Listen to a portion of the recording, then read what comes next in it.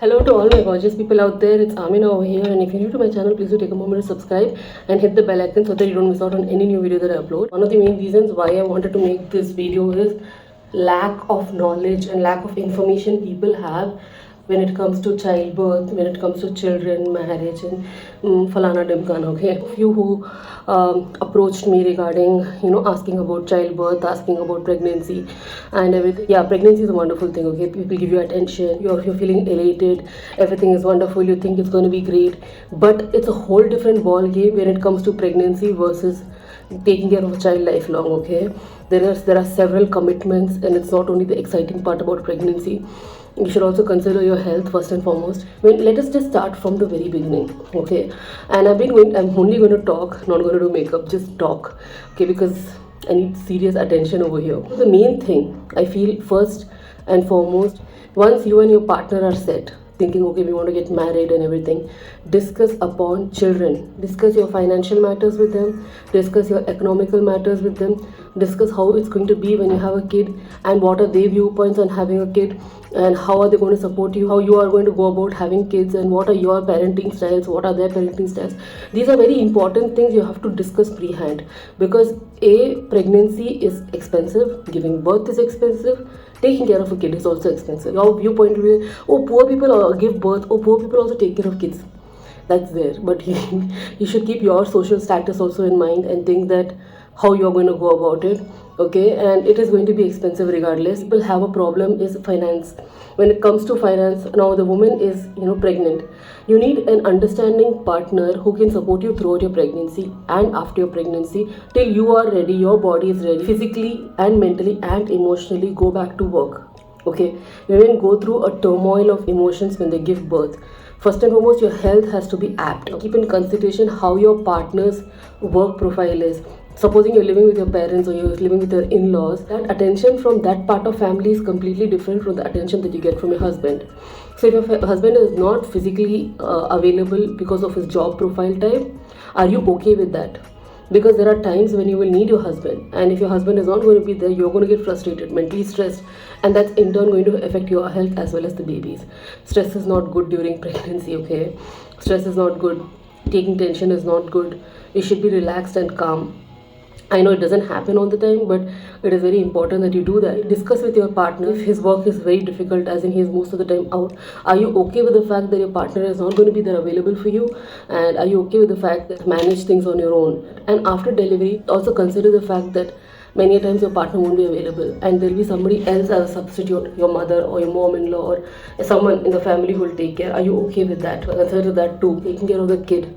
And you will have to do massages, you will have to take 2-3 months rest. Is there a nanny or is there someone taking care, like your mother or your mother-in-law or whoever it is available in hand? Pre-hand, discuss all this before you go into pregnancy and delivery, because it is very difficult to take care of a kid alone in the first year of your postpartum. And as people say, it's rightly said that it takes a village to take care of a kid. Very difficult, because you're a first time mom, it is very new, it's very fresh, it's very raw, and you're confused about so many things, you're overwhelmed about so many things. And if you don't have your partner's support or your family support, it's going to be really, really difficult for you. Very main role, your partner. First and foremost, people think that pregnancy is all about the mother and the child. No, the pregnancy is mainly about the father. Hold that, know that, keep that, okay? You have to know that the father plays a very important role, so does the husband. First and foremost, once the child is born, the mother is disoriented. She's having postpartum problems, as in postpartum depression, postpartum blues, feeling sad for no reason, feeling depressed for no reason. And it is a man's job to handle the baby and the mother. The woman should have sanity, and the sanity depends on her husband, how he is supporting her, regardless of what the society says or what is happening. It is a husband's duty to take care of the wife and the child, okay? And more than a father, he has to be your husband to you. That is a main crucial thing. Discuss all this pre-hand, okay? And that's why I keep on mentioning this. Pre-hand, discuss this. That, some men tend to, especially if you're in Indian society, men have this ideology that, oh, I have a child now, the child is most important. No, your wife is important. If you're a man and watching this, realize that your wife is first important, then comes your child, okay? Child is also equally important. I'm not saying leave the child and only focus on the wife, no. But keep your wife as a priority. She needs you first. She needs you to be a husband to her, take care of her. She's as vulnerable as that kid that she has given birth to, okay? That is the most important time to be with her, love her, make her love you. Do things for her voluntarily, like, cook a meal for her, take care of the laundry for a change if she doesn't have help her out in however way possible, and she has to get up multiple times in the night to feed the kid. Take few shifts, help her out. And even if she's doing it exclusively breastfeeding, just help her by sitting with her, giving her back support, giving her some water. And it is important that the husband also is there as a moral compass, as an emotional support, physical and mental support. It is really, really important, okay? Now, coming to the wife's part, the wife will be irrational, and right now for the wife, the main priority will be the baby, as the baby needs the mother the most in the first year of the postpartum. So now what is the husband's role is, he has to make extra efforts, like as in just randomly buy her gifts, get roses. It is not necessary that everything should be expensive. A rose is max 20 rupees. Okay, I don't know in dollar conversion, but yeah, max 20 rupees. Or just get her whatever snack she likes, okay, like a cake or anything, whatever she prefers to eat. Okay, the laundry is pending, just help her do the laundry. Cooking is pending, keep a cook. If you can't cook, keep a cook. Do something for her.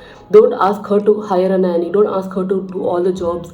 She's not in a position to do it. She's just given birth to a kid. She has risked her life to do that for you. You can at least, the least bare minimum, be financially secure. You can just keep a nanny or a cook or a house help. Consult with your wife and do that, okay? So, and you can do the bare minimum efforts. That's how you will make your wife love you again. I'm not saying your wife stop loving you, but at that time, the wife prioritizes the kid.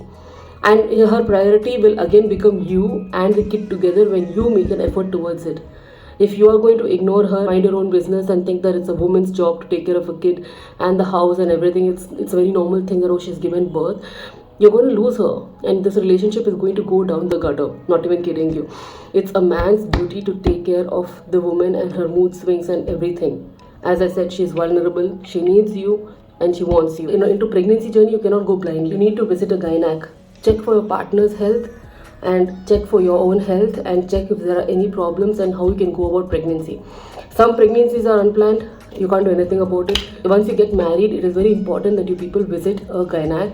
You can go about this journey. It will be much more easier than to just blindly go into it and say, okay, let's just plan a pregnancy and let's go through it. No, it doesn't work that way. Pregnancy takes several tries. It's not a one-time thing. After you get pregnant also, aware of the fact that your life is 50-50 becoming pregnant. As in, when you're going to give birth, there is a 50% chance that you won't make it. This is what my gynac told me.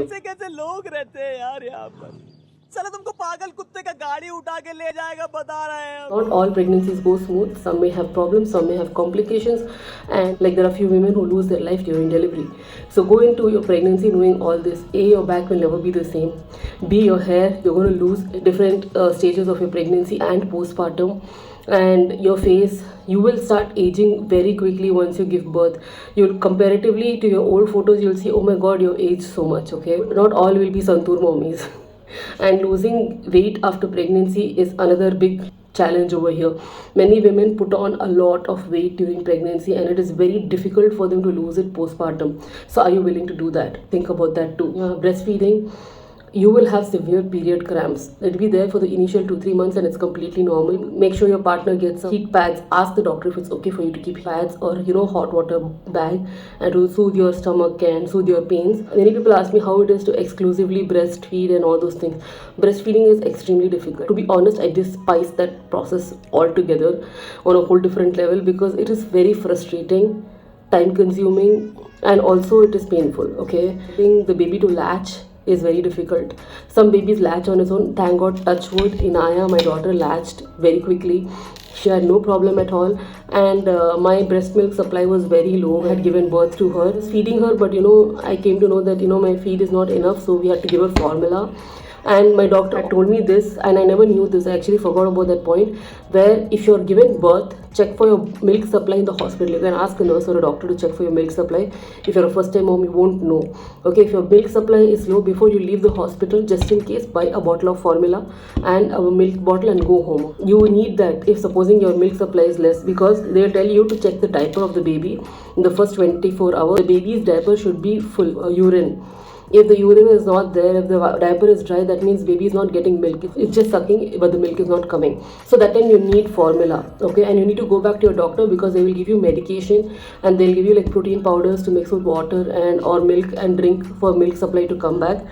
And all these are major things, and I will always recommend new parents to always take home with them before going home a bottle of formula. Just see if within 5-6 hours if the diaper is wetting or not, 7 hours max to max if the diaper is wetting or not. If the diaper is still dry, start on formula because the milk supply for some women doesn't come immediately, it takes time. But do not leave breastfeeding. If you want to breastfeed your kid, even if your milk is not coming, make the child suck on you, because the more the child sucks, the more the milk gets produced and it will come. That's what my doctor said. I know this is very raw, but this is what the reality is. And breastfeeding is quite a tedious task because if you're going to go to the public places, you have to breastfeed if you're breastfeeding exclusively. And if you're thinking that, oh my god, breastfeeding is going to be a task, if I go out I can't feed, I can't do this, from the very beginning start pumping and giving in the bottle to the kid. If they get used to your nipple, they will reject the bottle. Again, making them used to the bottle is a whole different task altogether, okay? And it is very, very difficult. So from the very beginning, start pumping and giving in a bottle. That is even more a better option because you can store breast milk. I'll write it somewhere here. Just warm it and give it to them whenever they need it. That is a better option because you are allowed to be mobile. Otherwise, if you are going to be breastfeeding exclusively, you cannot leave the baby and go anywhere. You'll have to take the baby wherever you go. So if you're a mom who wants to get back to work, and if you're a mom who wants not be stuck 24/7 with a kid, few people just like their independence, okay? Not everybody will be wanting to be around their child because it gets really overwhelming and frustrating. No judgment here. I know what it feels like. So, start pumping and feeding the baby. That will be the best option. It's getting breast milk at the end of the day, okay? And nobody's gonna, if people are gonna judge, let them judge. It's your child, it's your life. Another thing is when you're breastfeeding, weaning is a big headache, okay? So you have to wean the baby. It will take a couple of days, and again the husband plays a major role in this. Supposing you're living somewhere in the abroad and you don't have your parents nearby, or your parents are with you but they're old enough that they cannot support the kid throughout the night, because first few nights the child will scream, cry. They'll have full-blown panic attacks and everything. They'll go mad. Basically, not if you don't give them the nipple and you're going to say no, don't do this, don't do that. So weaning is a big headache. Think about that also. If the breastfeeding is a headache, weaning is a double headache. So, but people who are already pumping and feeding, you won't have that problem. You can immediately switch to some other milk. Again, the child getting used to the other milk also will take some time, but you'll have to be patient. Patience is the key with a child. You should know that. Regarding women, how your body changes and how your things change. I did a very big mistake. I never took rest immediately after I gave birth. I immediately came home and started doing all the work, which I made a major mistake because my health deteriorated on a whole different level. Whether you've done C-section or a normal delivery, you have to take 5-6 months complete rest.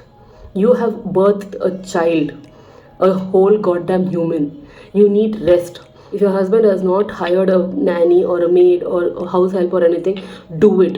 Okay, keep a lady full time for those 6 months at least till you get back on your feet, because the placenta is as big as a dinner size plate. Dinner size plate's wound is that takes time to heal. And you're not healed even after 6 months, but at least you can be a little bit mobile after that. But for the first 6 months, hire a woman who can do everything for you. Legit everything, okay? Even to the matter of fact, if somebody can bathe you, that's very nice. Literally, because it takes a lot of effort to get up and go have a bath also, because it's very painful. If you've got a normal delivery and no stitches, well and good. But if you've got episiotomy, like stitches are there down there, it's going to hurt really bad. When you're going to sit, when you're going to lie down, everything, when you're feeding, breastfeeding, it is very important to have a good back rest or a good chair where you sit and do. If you're going to sit on the bed and do it, have a good back rest. Otherwise, your back is going to go for a toss. Don't romanticize or fantasize pregnancy, okay? Pregnancy is very romantic when, oh my god, you both love each other, you have got a kid, everything la la land is there, okay? The la la land period is only till you get pregnant. Once you get pregnant, your suffering begins. You suffer throughout pregnancy. Some people have it easy, some people don't suffer at all. After delivery is again a crucial part. Postpartum is also a crucial part. You have to take care of the kids' expenditures. Like diapers is expensive, vaccinations are expensive, overall everything is expensive when it comes to a kid. Till they are of an age where they can support themselves, everything is expensive. Think about all these factors before looking at romanticizing pregnancy and motherhood and everything. I actually feel bad because there are so many cases of divorce postpartum, and it is very bad. The reason why I come here and I'm speaking is because I know girls personally who have undergone divorce because the men are not capable to take care of them. If a woman is overwhelmed, a man is also overwhelmed, okay? I'm not saying a man doesn't undergo emotions, but what a woman undergoes, a man doesn't undergo that much. It is mainly a man's duty to take care of a woman, as I said again and again. It is not up to the mother-in-law or the mother or the father-in-law or the father or the brother and sisters. It is a husband's duty to take care of a wife, and it's a husband's duty to, you know, keep her and love her the way it is. I know it is very overwhelming when you have a new person, you're not understanding what to do, but being a man, bare minimum you can do is, first of all, financially take care of the kid and the wife. Second, spoil the wife rotten. She's given birth to your kid.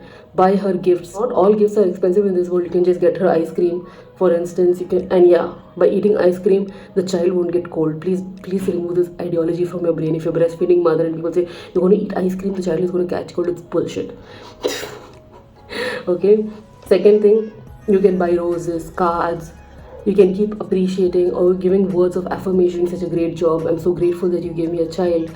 You know, words of affirmation also is like, you know, doesn't cost money. All these things I feel should be kept in mind when you're having a wife who has just given birth. It is a man's duty to make her love again, and it's a man's duty to make her feel extremely special. She will be moody, she will have mood swings, she will be mad, she'll talk nonsense, and she'll do a lot of things, but it's your duty to keep her together. If you are failing as a man, this whole relationship will fail as a marriage. Aim into that. Like, that is what's happening. I have known so many people who have a kid and they just divorce because relationship, the marriage cannot handle the pressure of having a kid. One of the major reasons why a divorce happens postpartum is the marriage was not built on a strong foundation, okay? So basically the foundation is, as I said, speak to each other about finances, about kid, about pregnancy, about postpartum, about children, everything. You randomly, blindly go into a thing saying that, oh, we'll handle it, we'll think about it, we'll manage it. Nahi chalta aise. Life doesn't go that way. You have to have a proper plan when you're married, okay? If you have accidental pregnancies, then you can't do anything. You still have to figure it out. During the pregnancy period itself, you sit and talk to your partner and figure out how you're going to handle the expenses, how the partner is going to support you when you're pregnant, and if you're a man who's watching this, how you can support the wife. Talk all this out during your pregnancy. And during the pregnancy itself, there are many relationships breaking because men cannot, this again I repeat, the men cannot handle women because they are having, they're temperamental, they're moody, they're in pain, and you know, everything is hurting them and they're not able to express it out. You are the only source of ventilation for them. If they don't come and complain to you, if they don't come and cry to you, they're not cripping that, oh my god, you're not undergoing, you will not understand that pain. Yes, you cannot understand, but she's taking care of, you know, she's growing your child inside her. You can at least have this much of consideration and be kind towards her. It doesn't cost much to be kind and understanding. If she's being unreasonable, just you know, tell her, listen, baby, calm down, I'll talk to you, I'll be in the other room if you need me. Just take some time. Do you want ice cream?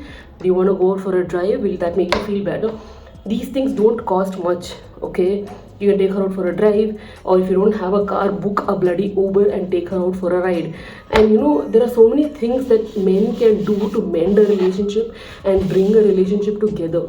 I feel as a society where we fail is, especially Indian people I've seen, with my own two eyes I've seen, you know, if a son is coming home after school, remove his shirt and throw it on the bed and go. He'll remove his shoes and throw it on the front of the house and go. Mother will immediately, Arey, mera Raja beta hai, and I will go pick it up and I'll keep it in the side. I'll go sort out the room. No, when you're a mother of a son, you tell him, don't do that.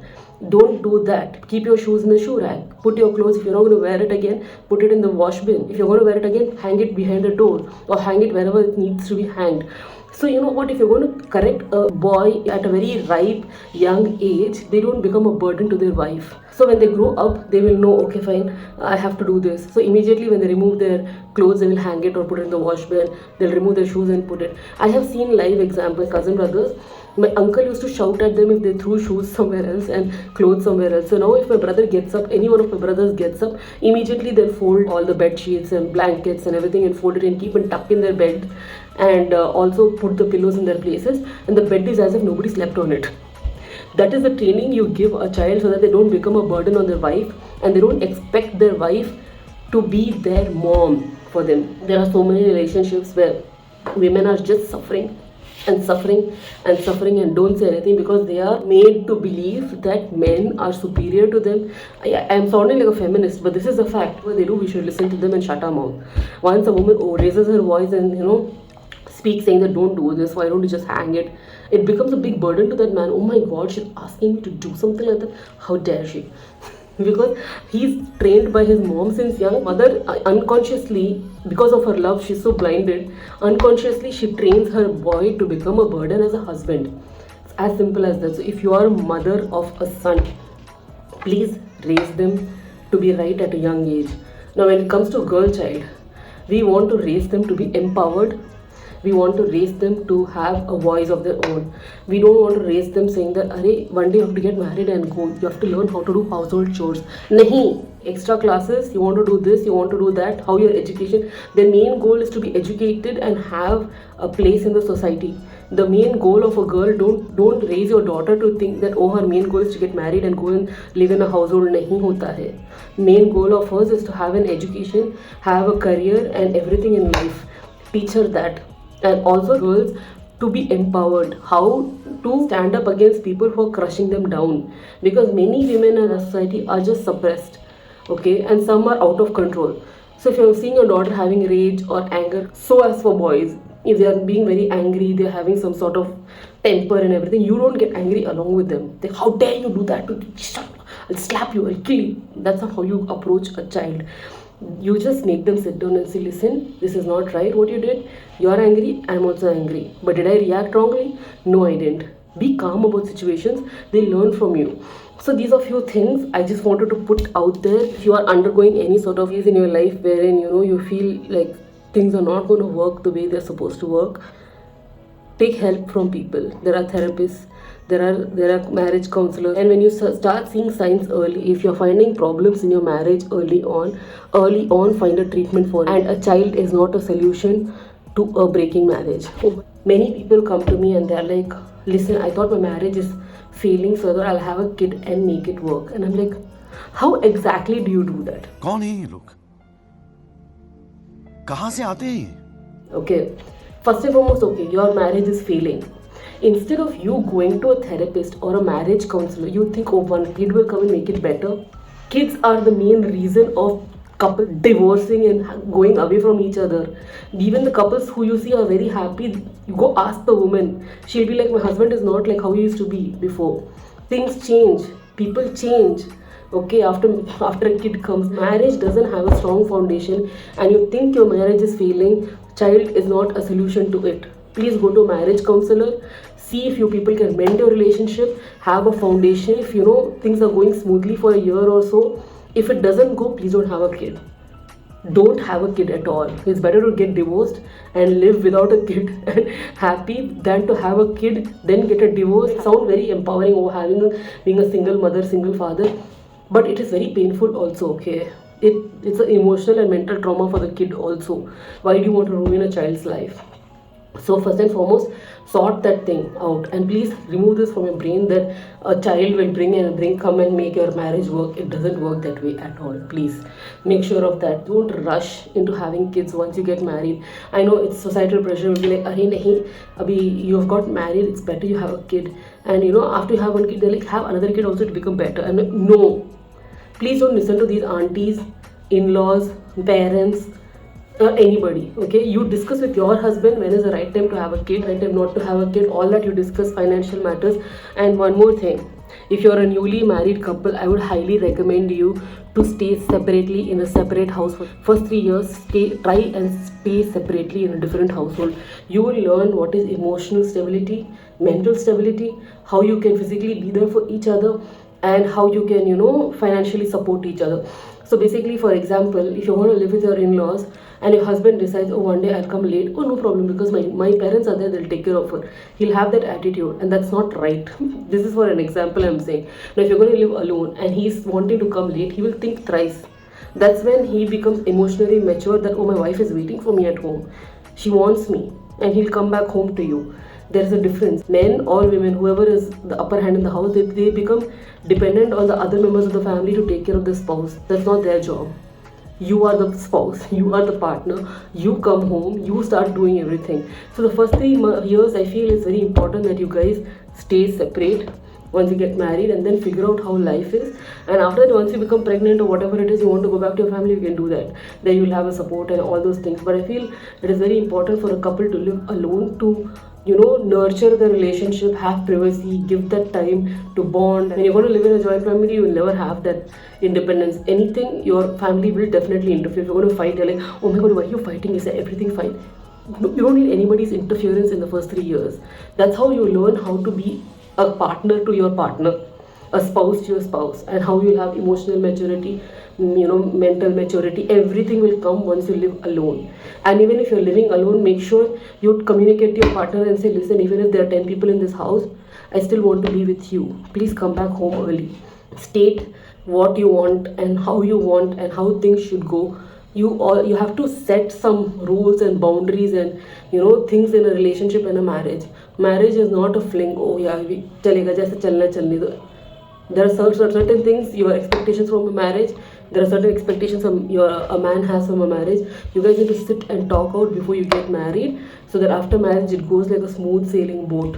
Otherwise everything is going to sink. If you guys have any query, my link to my Instagram is on top in my bio. You can go there and contact me. I'll see you guys in the next vlog. I love you all. Bye.